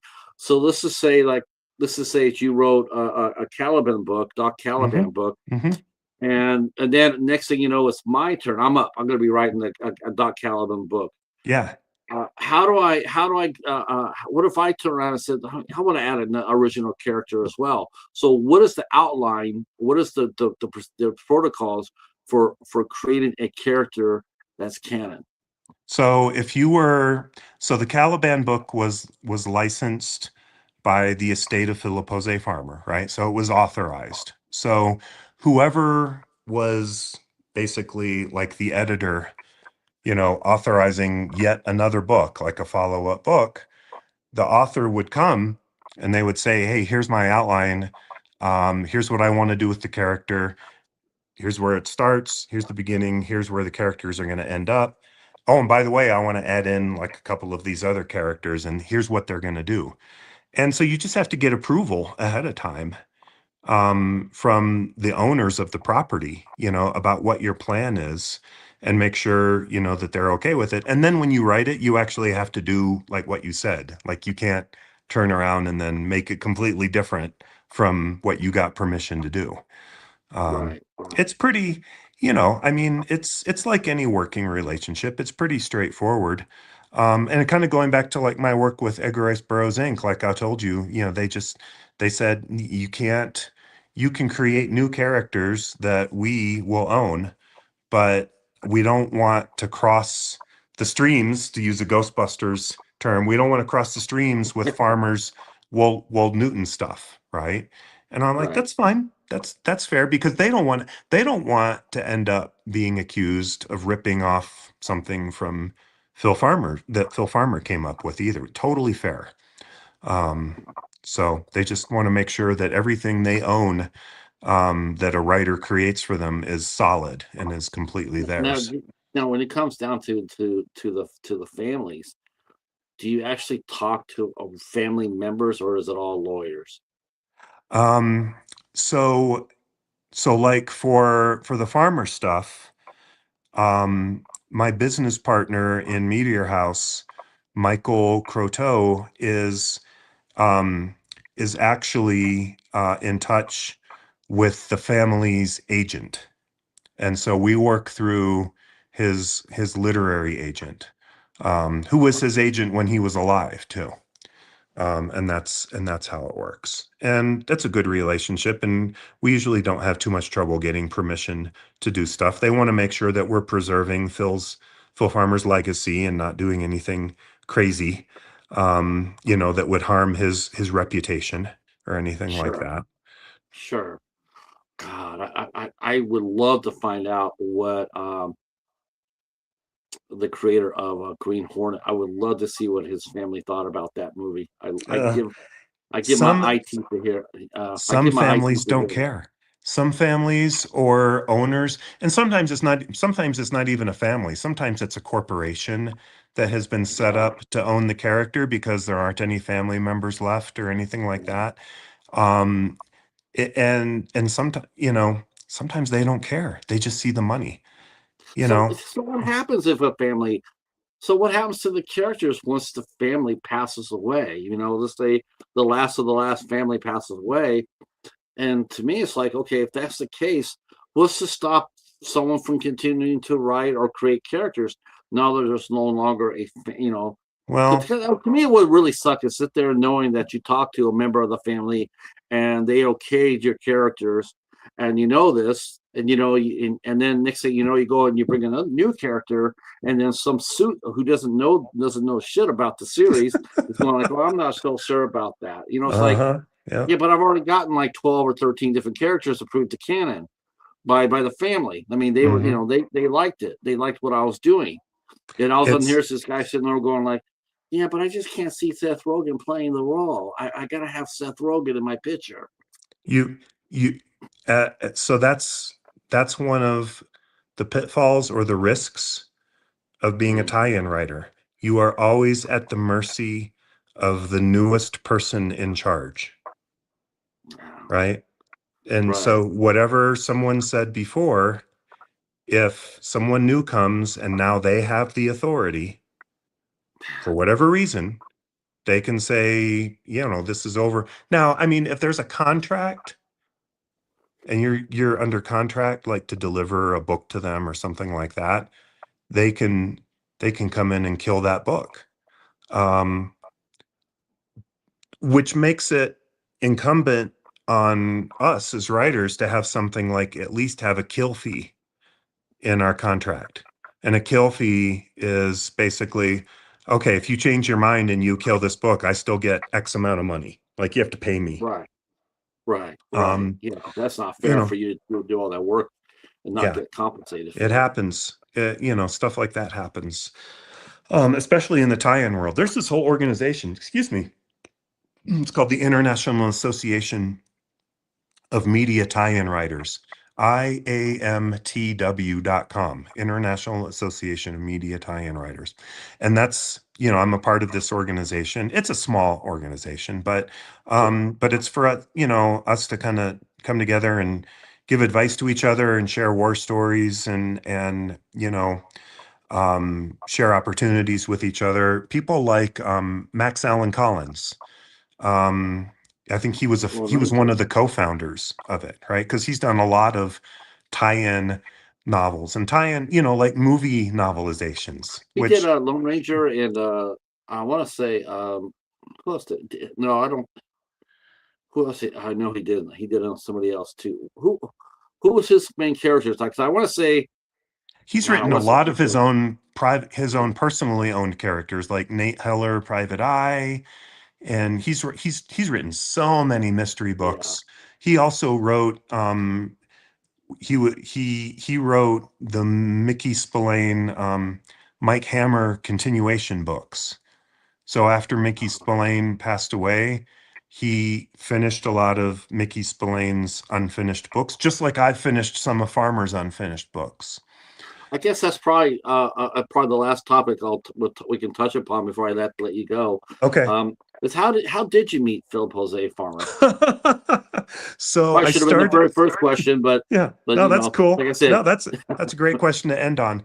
So back in the late 90s, I created a website called Philip Jose Farmer's Wold Newton Universe. It was a fan website, and it's still out there. It's very old. It's a very old school website, and I've never updated it, so you can tell it's from 1997. All right, and and I started putting up, a lot of some of these crossovers we're talking about, and like, hey, here's how I would expand the Wold Newton family. Like, here's when Batman met Sherlock Holmes and Doc Savage met the Thing, right? From right. Fantastic Four, and doing that kind of stuff. And then people started sending me articles, like essays that were kind of like in the vein of what Phil Farmer wrote, like this genealogical essay about the universal monsters, Dracula and Hmm. Frankenstein and stuff, all kinds of stuff. And I started putting them up there, and the fan site, it took off. So this website took off. So meantime, my friend Michael Croteau, who I mentioned just a few minutes ago, he had started the official Philip Jose Farmer website. It was basically like, and he got in touch with Phil Farmer and asked if he could put up a website and make it his official site. Farmer said yes. So we flash forward just a couple of years, and Mike wanted to do a fanzine called Farmer File. And he got me involved in it. And that's when I met Mike in person. And then Phil Farmer in 2005, it was like July 1 or something. And Mike emailed me. He said, "Hey, do you want to come out for 4th of July and meet Phil?" And I said, "Yeah." and and so I went out there, and they were great. Phil and Betty were just wonderful people. They say, like, don't meet your heroes, but in this case it was like definitely meet your heroes, because they were just lovely Midwestern people. They invited me to stay the night. Like, I was going to go get a hotel, and they were like, "No, you can stay in our guest room." Like, they didn't even know me, right? I was just some stranger. And then Mike was going through all of the filing cabinets that Farmer had in his basement, looking for stuff to put in this fanzine. And Phil and his wife said, "Oh, Win, you can help him. You can go look." I'm like, "You're going to look at like 40 years worth of papers in filing cabinets, and yeah, just go through my filing cabinets. It's fine." I'm like, "Wow, okay." So that's where I found the manuscript to The Evil in Pemberley House, the Patricia Wildman Gothic, and got permission from him to finish it. And that's how it happened. Now, is Patricia Wildman really Pat Savage? No, it's really Doc's daughter. It's really it's Oh, his wow. daughter. Yeah, it's his daughter. Okay. Yeah. So it's in the 1970s, so it's his daughter. But who is her mom? I suggested that her mom was a character related to the French thief Arsène Lupin, the gentleman Ah, thief. yes. Yeah. Okay. He's a great character. He's a great character. Yeah. Yeah. And of course Okay. there's Lupin 3, tied in all there with the anime and stuff too. So yeah, so that's it. And that's how I got my start. Now, I don't know too much about. I mean, I know Philip from the Doc Savage. Hmm. But if I was, going to dive into Yeah. his books other than that, Yeah. which book should I read first?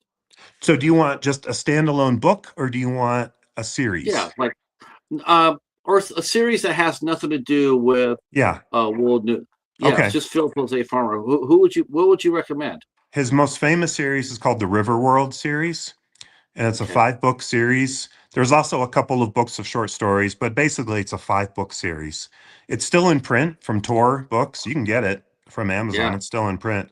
And it's basically, he won the Hugo Award, which is the biggest, well, other than the Nebula Award, it's the biggest science fiction award you can get. He won the Hugo for the first book in the series. And the idea is that every single human being who has ever lived is resurrected on this planet called Riverworld. And they're naked, and these grails give them food twice a day. And what would happen? Like, would humans just start getting along if all their needs were met? Or would they still fight and kill each other and do terrible things to each other? And that's what the so the River World series is about that, about how humans get along or don't get along, and also about like trying to find out who did this to them, like who brought them all back to life, and what's the mystery about that. They Um, made a mini series out of that, I think. they tried to twice. There were 2 different versions on Sci-Fi Channel. Yeah, Both of that's them really were good. not very true to the books. I mean, you Hmm. can watch them to get a flavor, but they were not, neither of them were very true to the originals. I watched the remake of the Phantom on Sci-Fi too, and it was like it was a two-part miniseries, and I was just like, this would have been really great. It was only missing really one thing to make it really memorable, and that was the Phantom, The because there was Phantom, hardly any Phantom. right? There was hardly any Phantom in there. It's like, okay, Yeah, it's where's the like, Phantom? yeah. Yeah, I mean, he must be walking through the walls behind the camera, because he ain't. right. So if So you, what's next? yeah, go ahead. I'm sorry. I'm sorry. No, Did go I ahead. interrupt your last? Okay, I was going to say, what's coming up for you personally as far as book release? And So, that would be my last question. yeah, sure thing. So, my next release is a book for Edgar Rice Burroughs Inc. Um, it hasn't not been announced for pre-order yet, but it should be sometime soon in the new year. It's called Pellucidar, Land of Awful Shadow. His Pellucidar series was that Hollow Earth series I was telling you about, where there's Okay. dinosaurs and Stone Age peoples, and there's intelligent, malevolent reptiles. There's all kinds of crazy stuff in this inner world. So that's my next book. It's actually book 2 of a trilogy. The overall trilogy is called the Dead Moon Super Arc or Dead Moon Trilogy. Book 1 was already out. That's called Korok at the Earth's Core. Um, and then, so the next one is, like I said, Pellucidar Land of Awful Shadow, which is being worked on right now. And then the third one will be called Tarzan Unleashed. So it's a Tarzan and Pellucidar crossover trilogy. I was thinking about, you were talking about, Seth Rogen, shot up the Green Hornet. And I was thinking about another series when we were talking about Hollow Earth, and I was thinking, this is another series that got totally screwed over by Hollywood, and that was the Land of the Lost. Mm-hmm. Uh, I did a retrospective on it a couple years ago. Oh, yeah. I hadn't seen it. I hadn't seen it since I saw it as a kid. Since we were But kids. Yeah. yeah, and then I managed to find the whole series at the library, and I got it for 75 cents. And I went home. I Yeah. bought it. I went home and I watched it. I was stunned, especially the first two seasons. I was stunned at how adult that show really is. Mm-hmm. That Mm-hmm. is not a kid show. Yeah. I know you always hear about it's a kid show, Sid Marty Croft, and Right. I'm watching it, I'm going like, this is not a kid show. Right. The first season, What the first season was absolutely brilliant. what they got away with in the 70s was, pretty remarkable.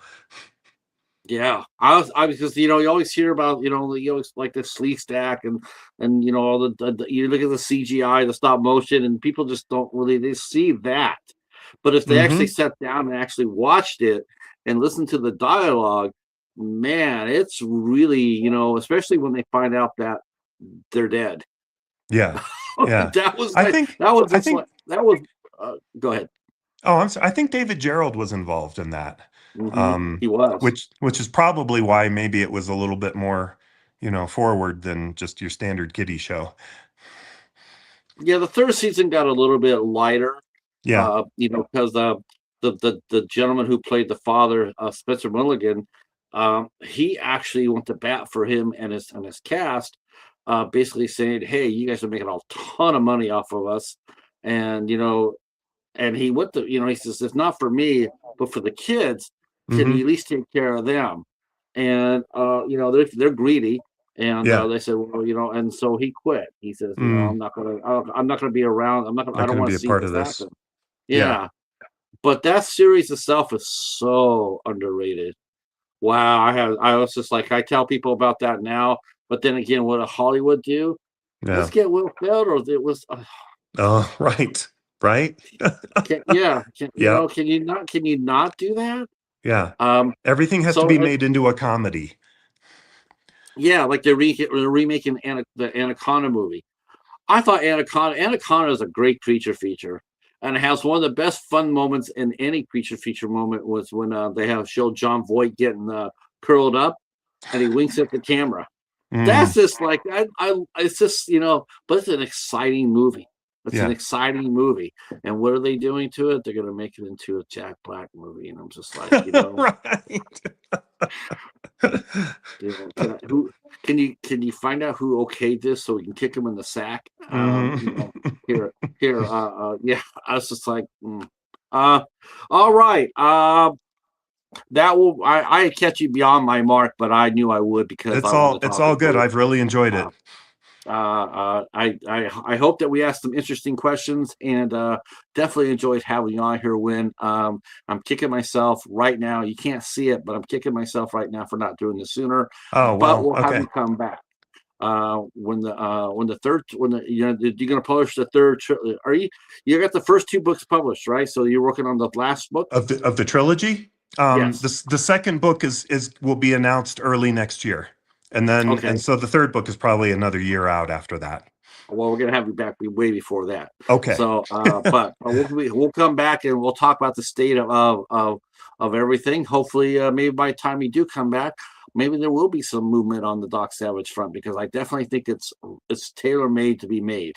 It sure is. And You never it really know. is. Yeah. I wouldn't even mind if they at least if they got the crew right. I wouldn't even mind like a 10 episode series on Netflix. As That long as might they be release better. Yes, Yeah. I think it.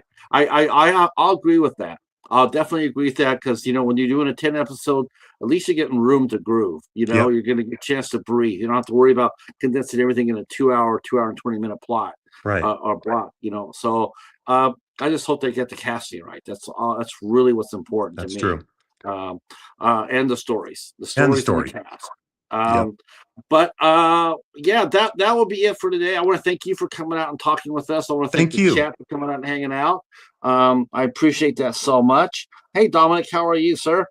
Um, yeah, this has been one for the books. I hope you guys in the chat really enjoyed it as much as I brought it to you. And this will be our last show of the year. We will not be doing 8 questions until January. I don't know who's going to be coming on. We'll find somebody to come on and sit in the seat. Uh, it's always like that. I have to get a calendar, and I've been dragging my ass about it. I get a new calendar, and then I'll start filling it up. But we'll have some fun. We're gonna have some fun next year. And thank you again, Win. I really want to bring you back really soon. And I enjoyed it so much. Likewise. To And you guys, to the thank chat. you for having me, and thank you for your time and everyone for listening. Thanks. I have two shows left for this month. I have on the 21st, the ISC Midnights will be re meeting here on the channel, and we'll be talking about 2013's Haunter that was released by ISC Midnight. And then on the 23rd of December, That's right. The Cat and the Nat have come back for the Midnight Society as we do a Clash of the Titans, non-horror Christmas movies. That's right. Your two favorite horror movie guys are doing non-Christmas horror, non-Christmas movies, or non-horror Christmas movies, and that'll be on the 23rd. We'll be covering Scrooged with Bill Murray and The Christmas Train with Danny Glover and Delma Maroney. All right. How about that for an action-packed night? That'll be one to mark on your calendars for sure. All right, that's it for me. Stay right where you're at, Win, for 1 second into the chat. We'll say goodnight to you. I'm not sure if the midnight hour is going on tonight or not, but if it is, it'll be over on Hobbs Horrors channel, either at 10:15 or 12:15 tonight. So I'll see you over there. All right, thanks so much, and we'll see you Sunday night at 8 o'clock. Peace.